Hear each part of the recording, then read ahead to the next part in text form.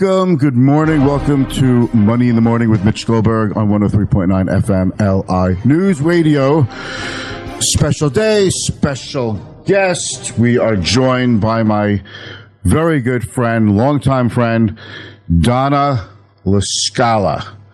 And I want her here as a guest because she has a wealth of knowledge.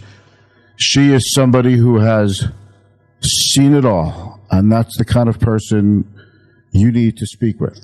She is president at Comprehensive Divorce Solutions. She's a longtime financial advisor, well regarded in the industry. She's president of the Financial Planning Association of Long Island, of which I am one of her minions. I'm one of her board members. And she's here with me now. Donna, how are you today? I'm great, Mitch. Thank you so much for having me. It's a pleasure to be here. It's a pleasure to have you here. You have a special designation to your name. It's divorce. And what exactly is the CDFA designation mean? Okay, so CDFA, Certified Divorce Financial Analyst. What it means is that I've taken special training and gotten certified in the ability to help clients when they're going through divorce figure out equitable distribution of their assets. So I'd imagine it's a huge business because when I first saw the designation, when I met you a long time ago, like, well, that's an interesting niche, but I don't really know if that's a niche. When something is so common and so large, it's not really a niche anymore. You know, it's not like 2% of the population go through a divorce. But I know a lot of our listeners have been through hell on earth, aka divorce, and it leaves in its wake broken lives, broken families, kids with issues, and all kinds of problems. And there's always a battle over money. Well, you know, I always like to say that what people don't realize is that every decision that needs to be made during divorce has to do with money. Whether it's the kids, whether it's marital support, whether it's the marital home, whether it's division of assets, retirement assets, brokerage accounts, it all has to do with the money. And unfortunately, what we're seeing a lot right now is the younger generation may not be getting divorced as frequently, that they're also not getting married as frequently. Is that why we're seeing fewer kids around? Well, that's true too, but what we're really seeing as the trend is in the 50 and older crowd, divorce is doubling. There's a lot of statistics as to why. There's a lot of reasons as to why. But think about what happens to people that are in their 50s and over. The kids are out of the house. Their lives are changing. They're moving into a new way of living. And they're really looking at a change. I'm not so sure I want to be with this person for the rest of my life. People are living longer. So it's not a 10-year to 15-year decision. It's a 30 to 40-year decision for a lot of people. And so they stop and they think and they reevaluate. And that's really where a lot of the money problems arise in the 50 and older crowd. Well, it makes sense because that's when people start to accumulate real assets. That's when they start to really make a dent in the mortgage, if not pay off the house, completely. They've been investing in 401ks for the last 20, 30 years. So they have real assets, and you have to think, I have fewer working years ahead of me, more retirement years ahead of me because we live longer. So I need to make sure I'm as financially prepared as possible. So we need to grab as much money as possible. Absolutely. But there's another factor that you have to take into consideration, because let's just look at the tri-state area. So you and I have clients all over the country. A lot of my clients are in the tri-state area or in Florida. So right. New York, New Jersey, Connecticut. There are different laws regarding division of assets and divorce between all the states. Every state has their own set of rules. California, everybody knows, is a community property state. New York and New Jersey are what is known as equitable distribution states. And Connecticut doesn't even consider the difference between separate and marital assets. Now, what do I mean by that? So you talked about accumulating a retirement plan over a 30, 40-year period of time. But you may not have been married for the 30 to 40-year period of time. True. It's a good point. So if you worked for 10 years before you got married, in the state of New York, the first 10 years of the accumulation of that retirement plan is separate property.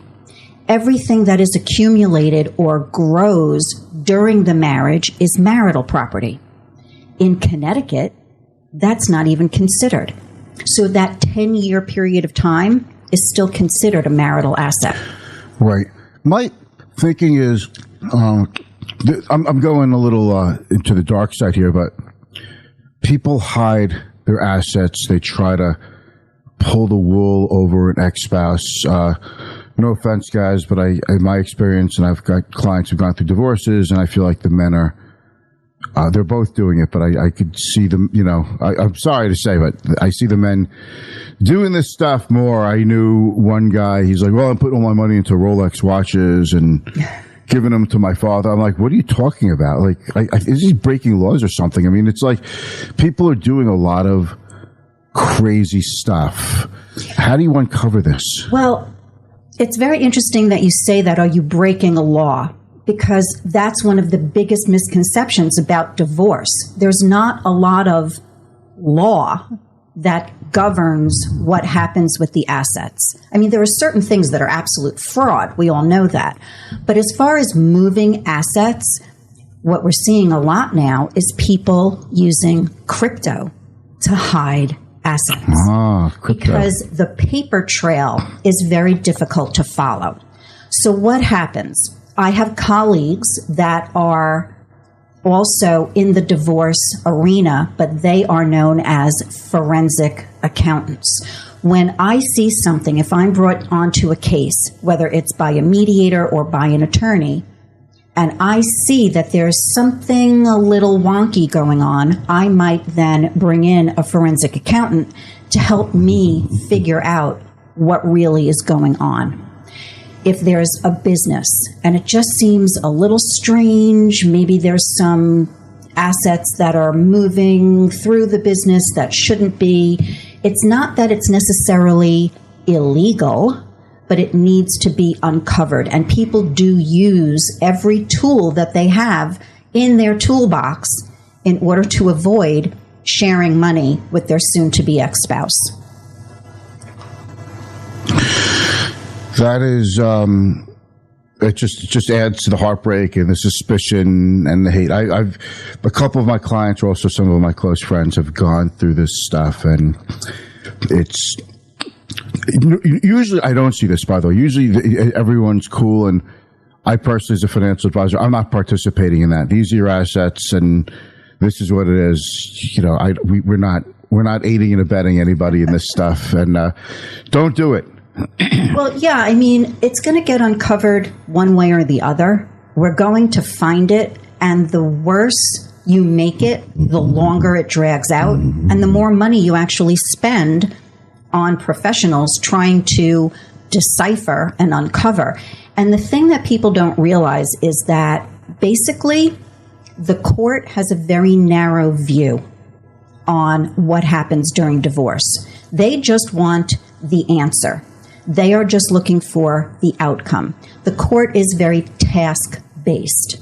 They don't care about the emotion. They don't care about the fear.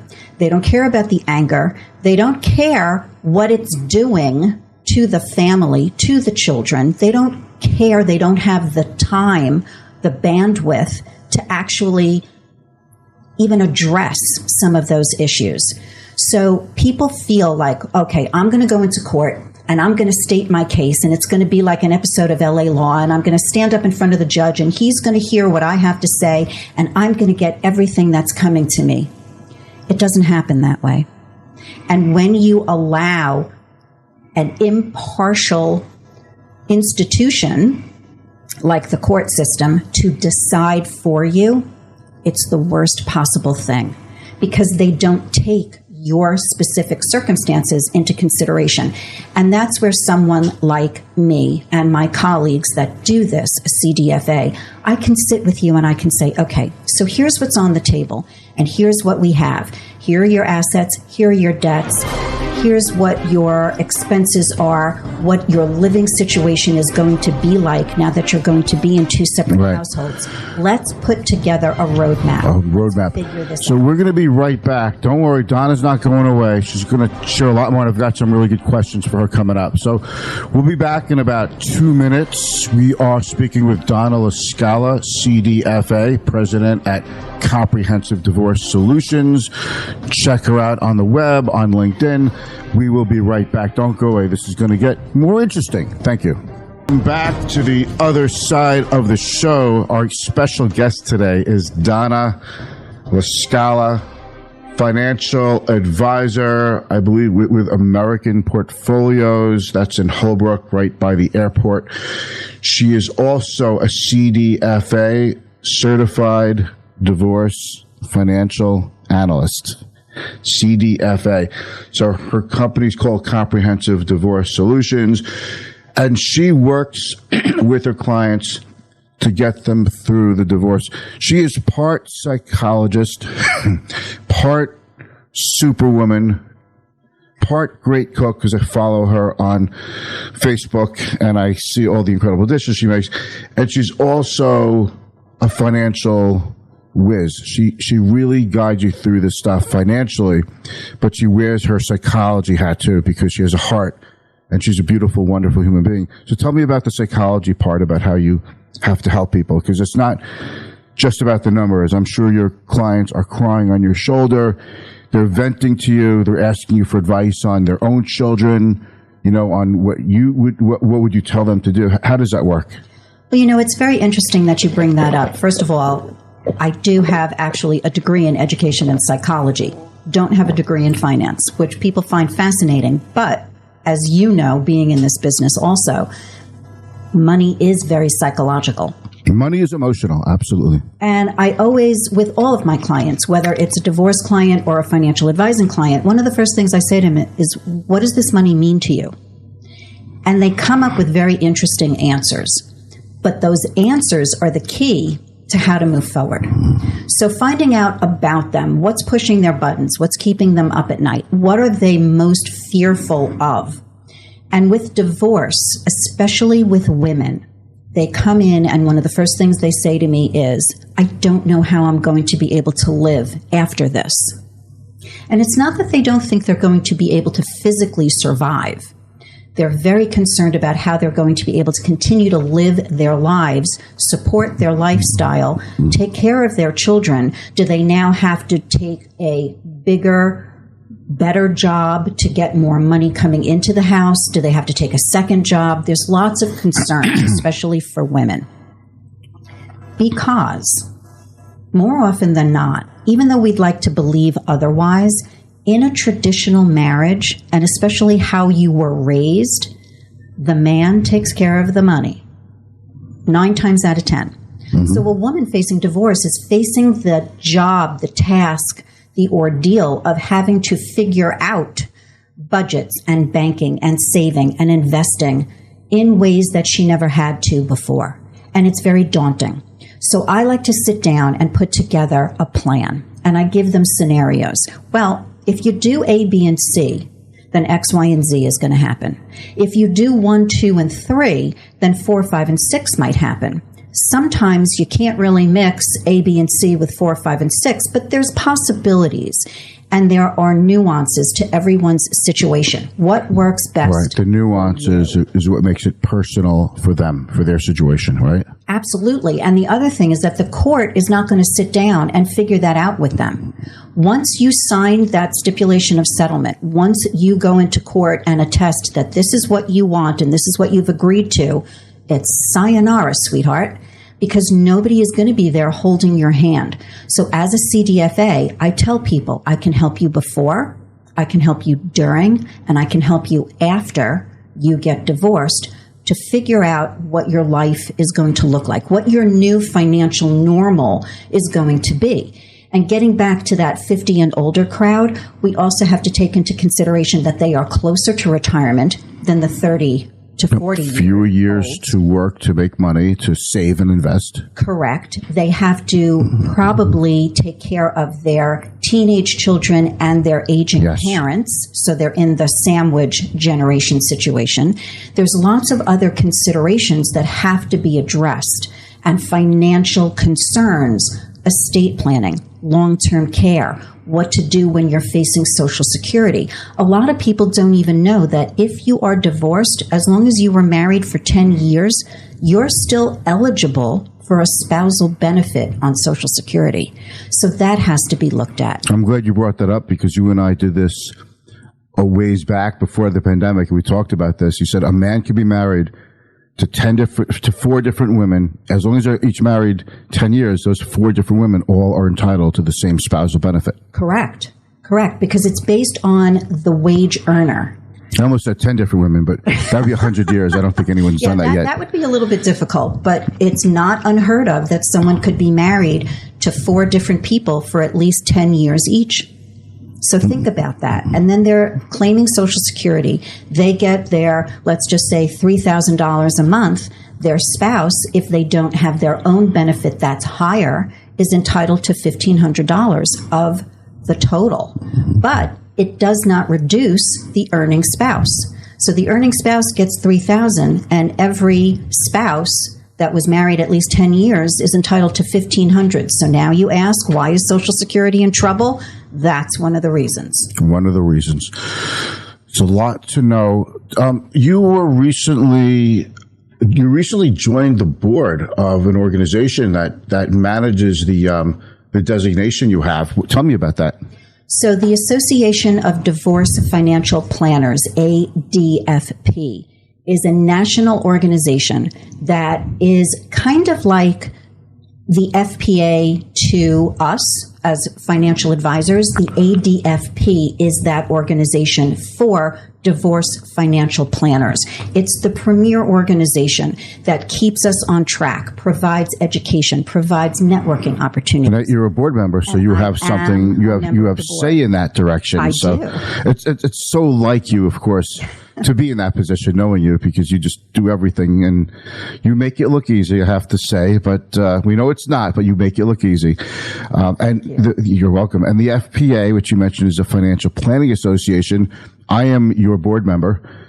You're the president of the Financial Planning Association of Long Island. And, you know, we do a lot for the community. We do a lot to elevate the industry. Tell us a little bit about that. I think you probably would tell it better than me. Okay. So 2 of the initiatives that we've begun as a board, one is to do more pro bono work out in the community to make financial planning available and accessible to everyone that needs it. So we're going to be participating in the Long Island 50 and Over Fair coming up in September. We also are launching a Zoom series of different topics in September, 4 different topics, 4 different weeks, accessible to the community. We also are starting a mentoring program within the FPA to make sure that the younger people coming into our industry have the tools and the support that they need in order to elevate them in the profession, so that we have succession of us to them going forward. You know, you're lifting a lot of people, Donna. I really appreciate it.